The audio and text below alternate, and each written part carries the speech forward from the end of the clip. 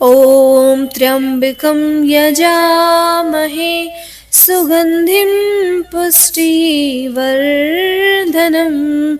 उर्वारुक्मिव वन्दना मृत्यो मोक्षीयमामृता। ओम नमः शिवाय। हर हर महादेव। तो आइए प्रिय भक्तजनों, हम लोग श्रवण कर रहे हैं सावन मास में श्री शिव पुराण की कथाओं का।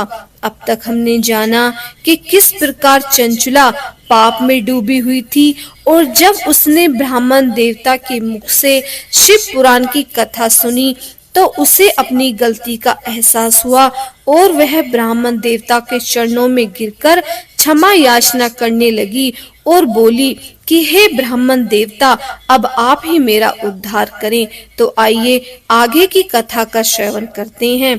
ब्राह्मण बोले, नारी, तुम सौभाग्यशाली हो जो भगवान शंकर की कृपा से तुमने वैराग्य पूर्ण शिव पुराण की कथा सुनकर समय से अपनी गलती का एहसास कर लिया है।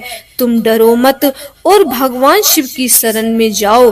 उनकी परम कृपा से तुम्हारे सभी पाप नष्ट हो जाएंगे।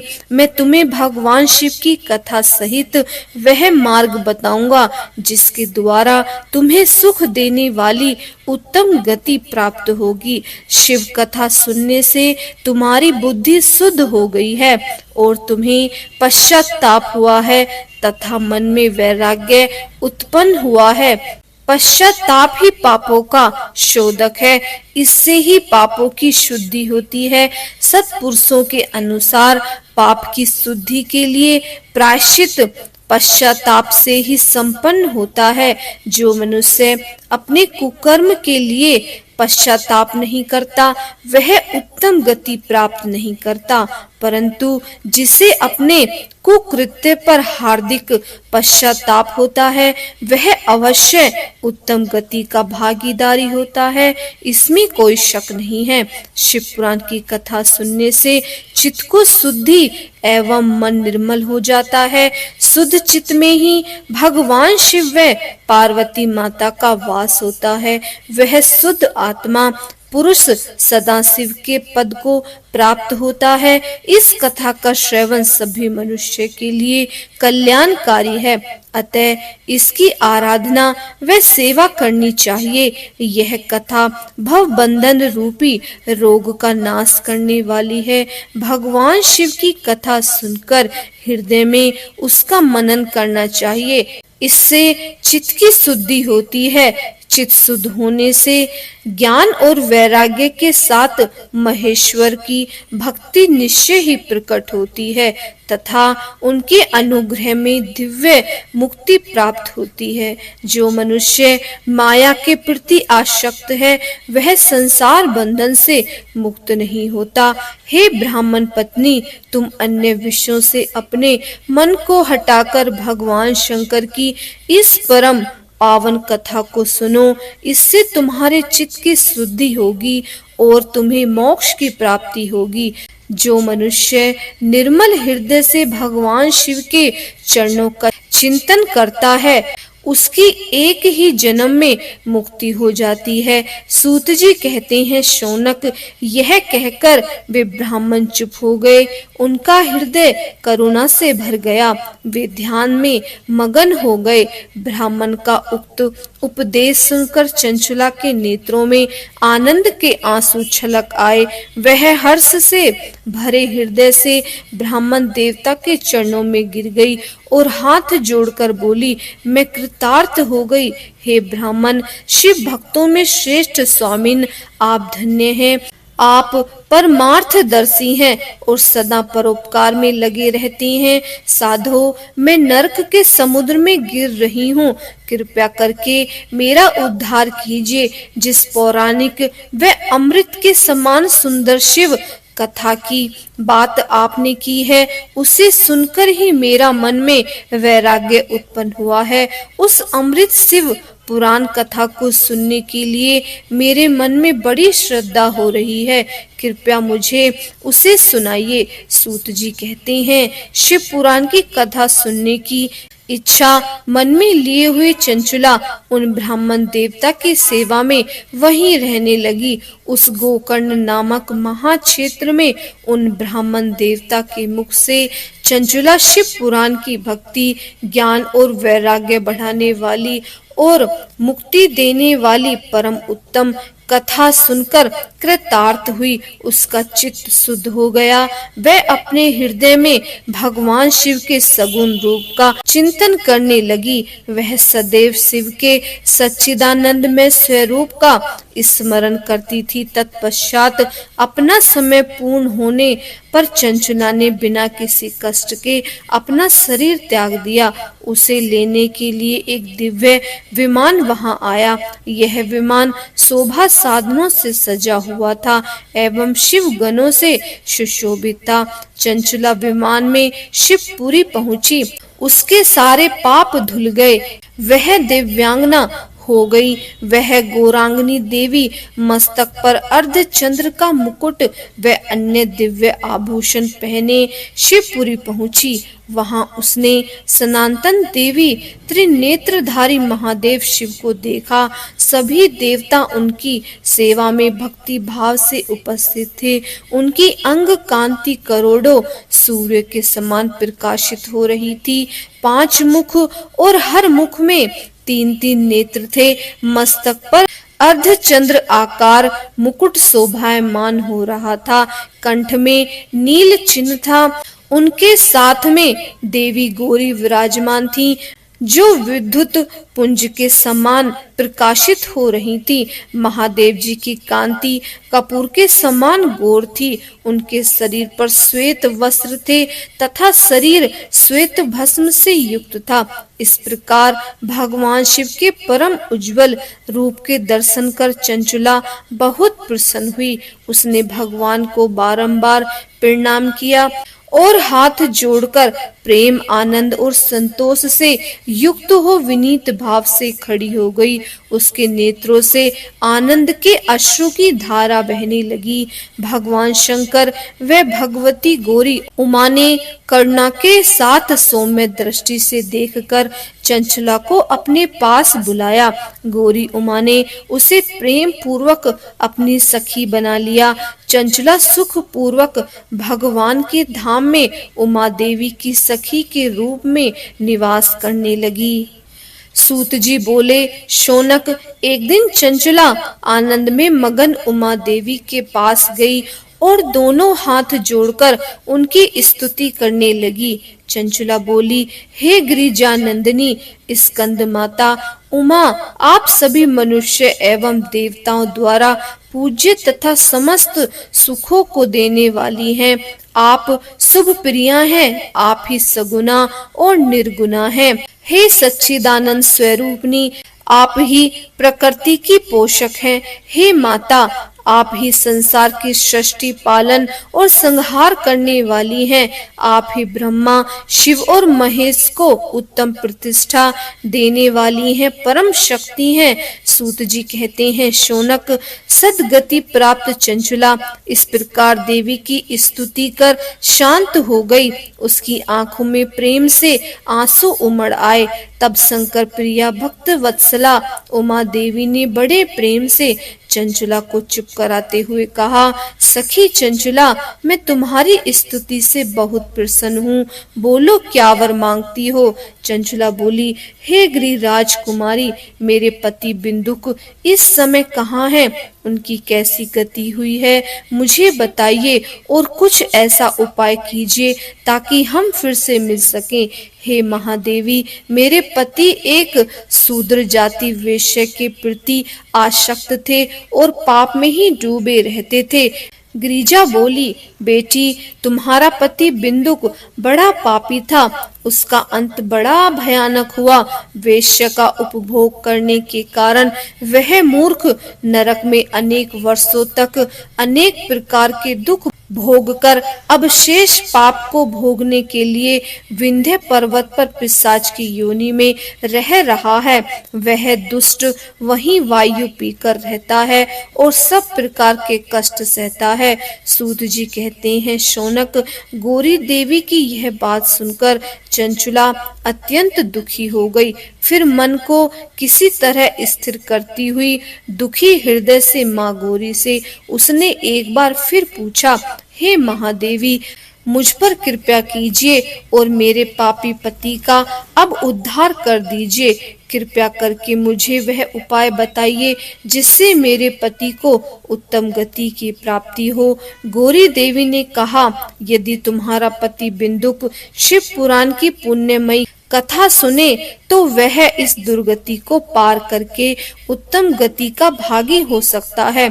अमृत के समान मधुर गौरी देवी का यह वचन सुनकर चंचुला ने हाथ जोड़कर मस्तक झुकाकर उन्हें बारंबार प्रणाम किया तथा प्रार्थना की कि मेरे पति को शिव पुराण सुनाने की व्यवस्था कीजिए। ब्राह्मण पत्नी चंचुला के बार-बार प्रार्थना करने पर शिव प्रिया गौरी देवी ने भगवान शिव की महिमा का गान करने वाले गंधर्व राज तुम्बरू को बुलाकर कहा, तुम्बरो, तुम्हारी भगवान शिव में प्रीति है।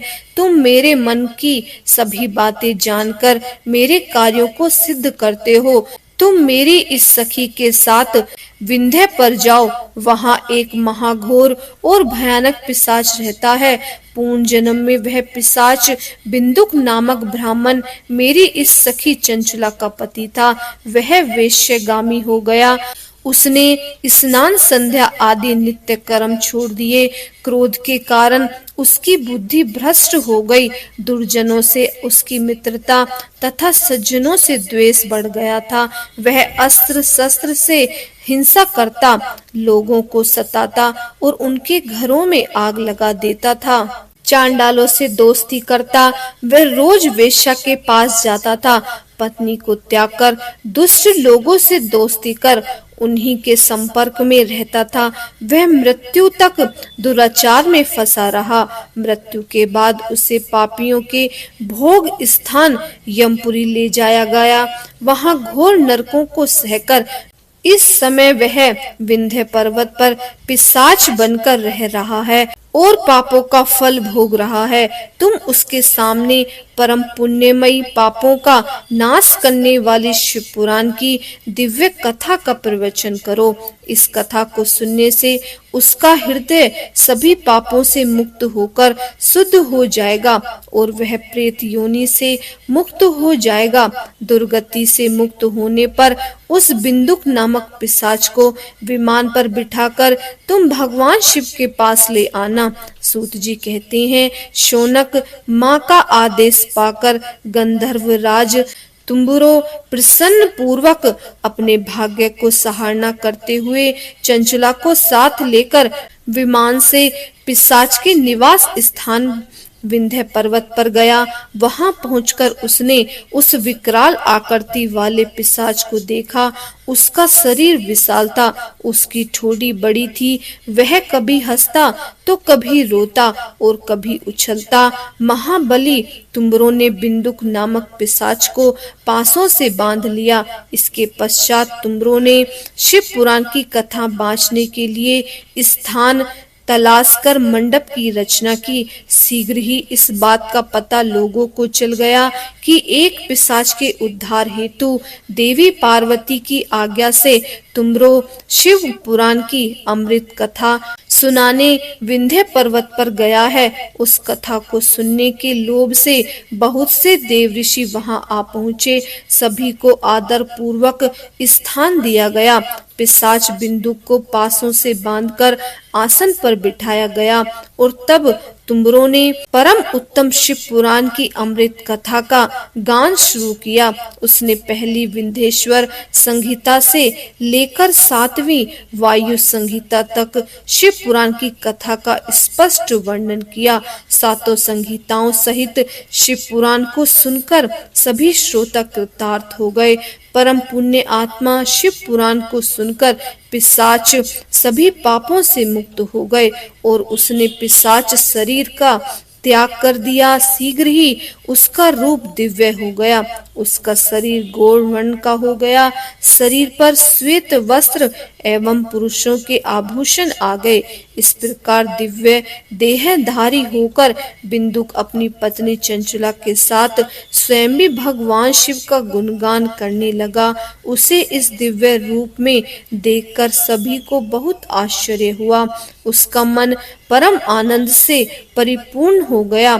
सभी भगवान महेश्वर के अद्भुत चरित्र को सुनकर कृतार्थ हो गए।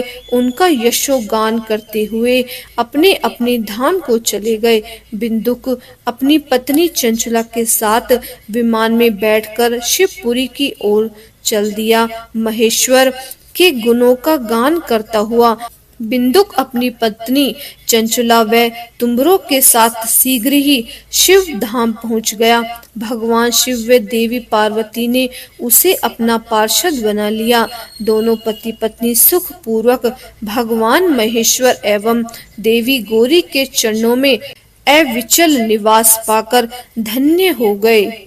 शौनक जी कहते हैं, महाप्रियाग सूत जी, आप धन्य एवं शिव भक्तों में श्रेष्ठ हैं। हम पर कृपया करके हमें कल्याण में शिव पुराण के श्रवण की विधि बताइए, जिससे सभी श्रोताओं को संपूर्ण उत्तम फल की प्राप्ति हो। सूत जी ने कहा, मुने शौनक, तुम्हें संपूर्ण फल की प्राप्ति के लिए मैं शिव पुराण की विधि से विस्तार बताता हूँ। सर्वप्रथम किसी ज्योतिषी को बुलाकर दान से संतुष्ट कर उससे कथा का शुभ मुहूर्त निकलवाना चाहिए और उसकी सूचना का संदेश सभी लोगों तक पहुंचाना चाहिए कि हमारे यहाँ शिव पुराण की कथा होने वाली है।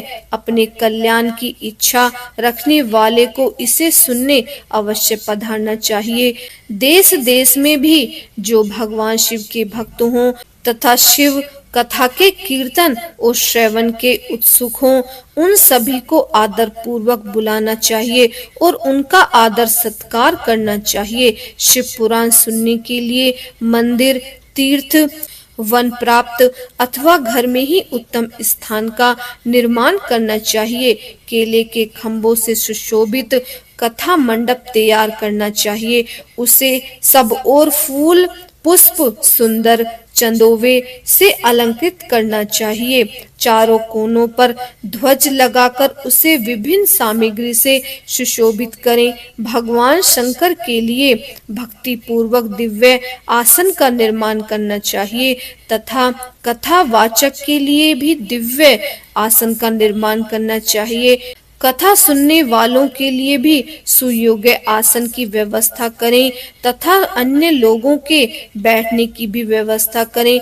कथा बांचने वाले विद्वान के प्रति कभी बुरी भावना न रखें। संसार में जन्म तथा गुणों के कारण बहुत से गुरु होते हैं, परंतु उन सब में पुराण का ज्ञाता ही परम गुरु माना जाता है। पुराण वेत्ता पवित्र, शांत, साधु, ईर्ष्या पर विजय प्राप्त करने वाला हो और दयालु होना चाहिए। ऐसे गुणी मनुष्य को इस पुण्यमयी कथा को बांचना चाहिए। सूर्योदय से 3:30 पहर तक इसे बांचने का उपयुक्त समय है। मध्याह्न काल के 2 घड़ी तक कथा बंद रहनी चाहिए ताकि लोग मलमूत्र का त्याग कर सकें। जिस दिन से कथा शुरू हो रही है उससे एक दिन पहले व्रत ग्रहण करें। कथा के दिनों में प्रातःकाल का नित्य कर्म संक्षेप में ही कर लेना चाहिए। वक्ता के पास उसकी सहायता हेतु एक विद्वान व्यक्ति को बिठाना चाहिए जो कि सब प्रकार के संशयों को दूर कर लोगों को समझाने में कुशल हो। कथा में आने वाले विघ्नों को दूर करने के लिए सर्वप्रथम गणेश जी का पूजन करना चाहिए। भगवान शिव का शिव पुराण की भक्ति भाव से पूजा करें। तत्पश्चात श्रोता तन मन से शुद्ध होकर आदर पूर्वक भगवान की कथा सुने। जो वक्ता और श्रोता अनेक प्रकार के कर्मों से भटके रहते हैं, काम आदि 6 विकारों से युक्त हों, वे पुण्य के भागी नहीं हो सकते। जो मनुष्य अपनी सभी चिंताओं को भुलाकर कथा में मन लगाते हैं, उन शुद्ध बुद्धि मनुष्य को उत्तम फल की प्राप्ति होती है। ओम नमः शिवाय। हर हर महादेव। इसके आगे का श्रवण हम कल करेंगे। उम्मीद है आज की कथा आपको बहुत पसंद आई होगी। यदि पसंद आई है तो प्लीज हमारे चैनल को सब्सक्राइब कर लें और आने वाली वीडियो का श्रवण जरूर कीजिएगा। ओम नमः शिवाय। हर हर महादेव।